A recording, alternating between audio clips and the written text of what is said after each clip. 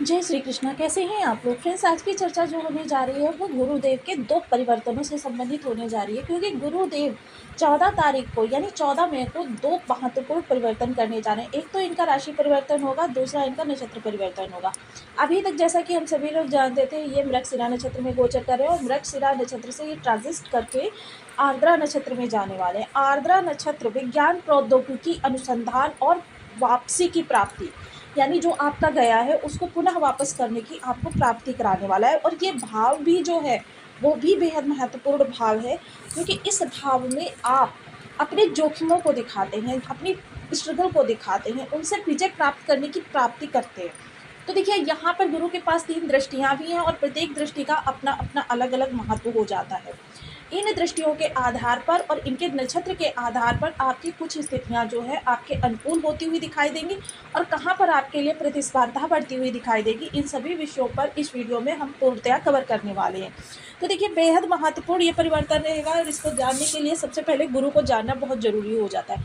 गुरु एक सात्विक और आध्यात्मिक प्लेनेट कहे जा सकते हैं। ये बहुत ही सकारात्मकता से भरे हुए ग्रह हैं, लेकिन क्या है कि सबसे मेजर ग्रह हैं।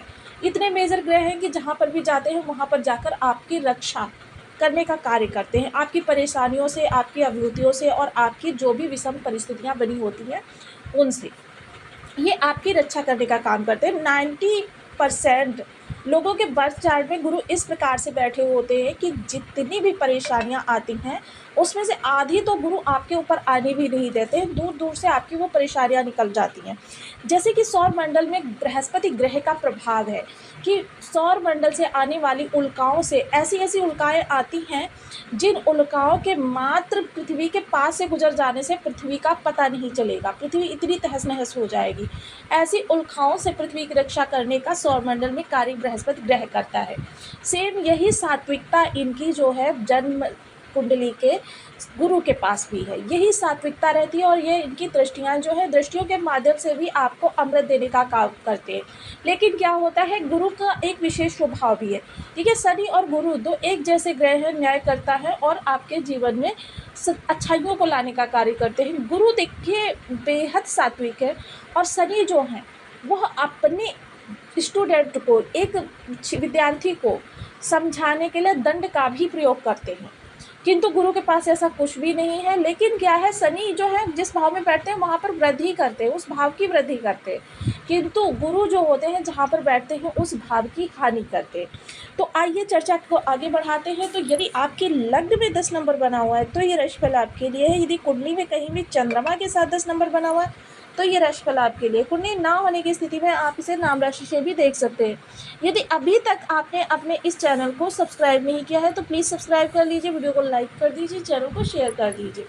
इससे होगा क्या कि हमारे आने वाले हर वीडियो की नोटिफिकेशन मिल सकेगी आपको सबसे पहले। एक प्यारा सा कमेंट करना बिल्कुल ना भूलें। कमेंट से हमें बहुत मोटिवेशन मिलता है, हौसला मिलता है और ये पता चलता है कि आप और क्या जानना चाहते हैं। तो देखिए, गुरु का प्रभाव जो है आपके षष्ठ भाव से अब आपको प्राप्त होता हुआ दिखाई देगा। ये 14 तारीख को ट्रांजिट करने वाले और साथ के साथ ये देखिए आर्द्रा नक्षत्र में भी जाने वाले हैं और साथ ही साथ ये आर्द्रा नक्षत्र के अलावा राशि परिवर्तन मिथुन राशि से प्रवेश करने वाले हैं। मिथुन राशि में गुरु का स्वभाव, आर्द्रा नक्षत्र जो होता है वह देखिए उसके स्वामी जो होते हैं राहु होते हैं। तो देखिए ऐसा कुछ भी नहीं है, आप लोग बिल्कुल भी शंकित ना हो कि गुरुदेव आपको आर्द्रा नक्षत्र में जाकर चांडाल योग का प्रभाव देने वाले। देखिए, हम आपको जब कब वीडियोस में बताते रहते हैं, गुरु के नक्षत्र में राहु हो या राहु के नक्षत्र में गुरु हो, दोनों ही जगह गुरु शुभत्वकारी होते हैं। क्योंकि गुरु जो ये नक्षत्र परिवर्तन है, युति संबंध नहीं है। युति संबंध का अलग प्रभाव होता है, नक्षत्र परिवर्तन का अलग प्रभाव होता है। तो इसके आधार पर देखिए गुरु के स्वभाव किस तरीके से हैं।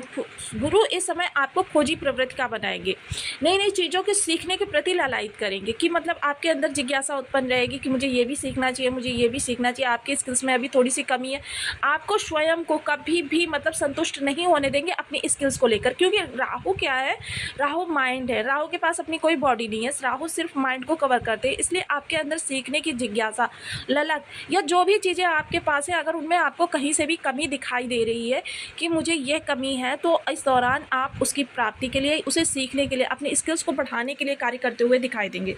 जो लोग भी प्रोफेशनल लाइफ से जुड़े हुए हैं उनके जीवन में भी यही चीज़ें दिखाई देंगी। उनको अभी असंतुष्टि का भाव होगा और इसी के बल पर क्या है, गुरु आपको इस वर्ष उन्नति कराने वाले हैं। ये पूरा 1 वर्ष के लिए महापरिवर्तन हो रहा है जो कि आपके जीवन को एक नए आयाम तक ले जा सकता है।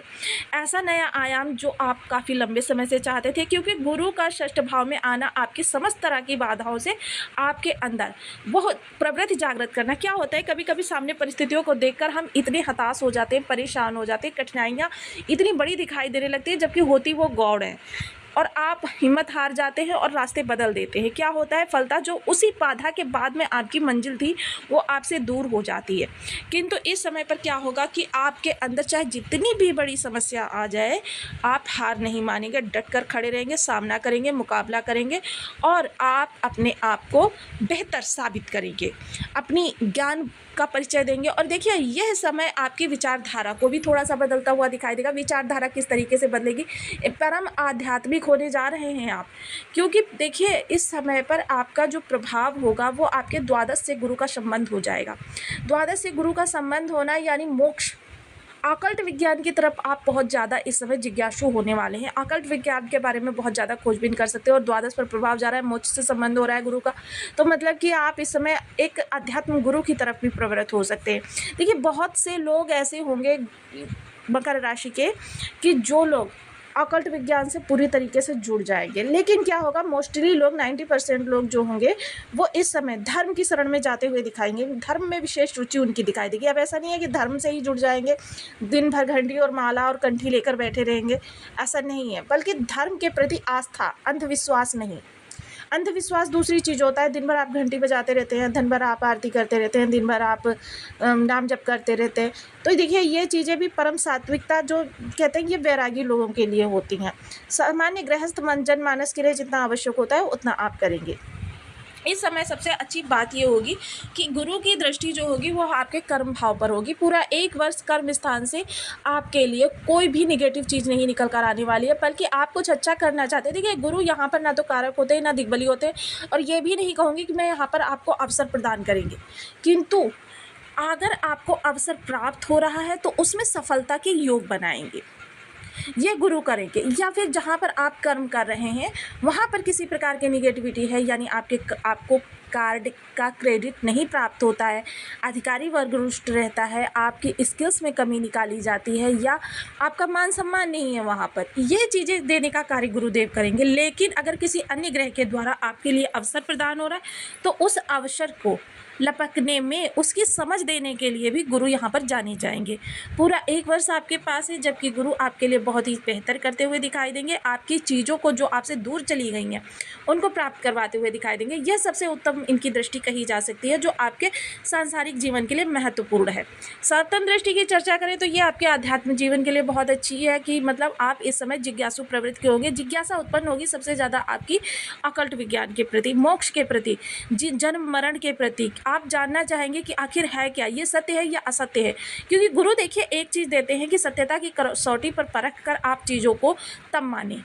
गुरु आपको अंधविश्वास करना नहीं सिखाते, बल्कि गुरु आपको ज्ञान में और अंधविश्वास में, दो में भेद करना सिखाते हैं। जब तक आप साइंस जो है गुरु शब्द से ज्ञान गुरु का है, विज्ञान साइंस, जो गुरु सत्यता की कसौटी पर परख कर तब चीज़ों को मानते हैं। आप विदेश जाकर कुछ करना चाहते हैं, विदेश के लिए आपके कोई ऐसे कार्य हैं जो पेंडिंग पड़े हुए हैं, उनमें भी इस समय 100% आपको सफलता प्राप्त होती हुई दिखाई देगी। तृतीय दृष्टि जो इनकी आपके धन भाव पर जाएगी, ये बहुत ही उत्तम दृष्टि कही जाएगी कि तृतीय दृष्टि जो इनकी होगी वो आपके जीवन से समस्त धन से संबंधित समस्याओं का निराकरण करने के लिए बहुत ही उत्तम मानी जाती है। धन पर गुरु का प्रभाव देखा जाएगा तो समझ लीजिए धन के लिए आप इस समय ज़्यादा आपको मेहनत नहीं करनी पड़ेगी, बल्कि जो धन आएगा, देखिए धन लाभ के द्वारा उत्पन्न होता है और लाभ कर्म के द्वारा उत्पन्न होता है।